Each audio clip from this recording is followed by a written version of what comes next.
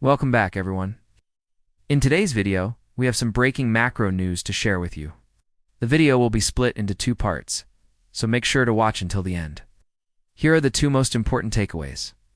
First, the latest producer inflation data is out, and it came in much higher than expected. That means higher production costs and consumers could feel it next. And second, the markets reacted instantly. For traders, this is a signal for high volatility. We will explain everything in just a minute. But first, let's have a look at the charts. Okay, so here we have the latest producer price index. It came in at 1% for the month of August, which is much higher than the expected 0.2%. The headline number came in at 8.7% year over year. It's also much higher than the expected 8.4%. Now, energy prices are a big part of that, but they are not the only one. You can see that even without energy, inflation is still very sticky. Okay, now let's take a look at the Dallas Fed's manufacturing survey. The overall index came in at 19.4 versus an expected 15. The prices index came in at 45.7. That's the highest level since June of last year and the biggest contributor to the overall index. Now, this is very important because the Dallas Fed survey is considered to be more accurate and more up-to-date than the national ISM manufacturing report. Now let's take a look at the markets. The Asian markets are closed today, so no reaction from them. European stocks are down between 1 to 3%.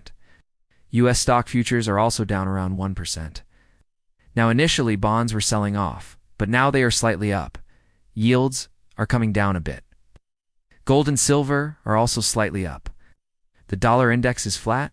Oil is reacting the most out of all the assets. Price per barrel is up 3%, and it just keeps moving higher and higher.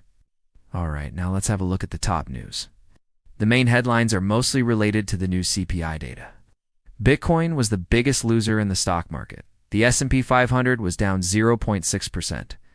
Tesla was also down almost 1%. Meta Platforms, the parent company of Facebook and Instagram, posted better than expected earnings and revenue, but its stock is still down 4%. Ford Motors was the biggest decliner of the day, with a 7% drop after the company reported lower than expected quarterly earnings.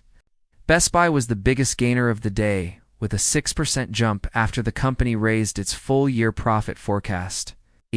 Now, we will go live in just a moment. Make sure to follow if you haven't done so yet.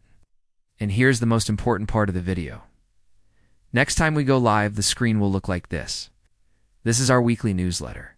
You can sign up for free and get a weekly summary of the key events and economic data releases that will help you stay up to date with the most important global news. Thank you for watching. See you tomorrow.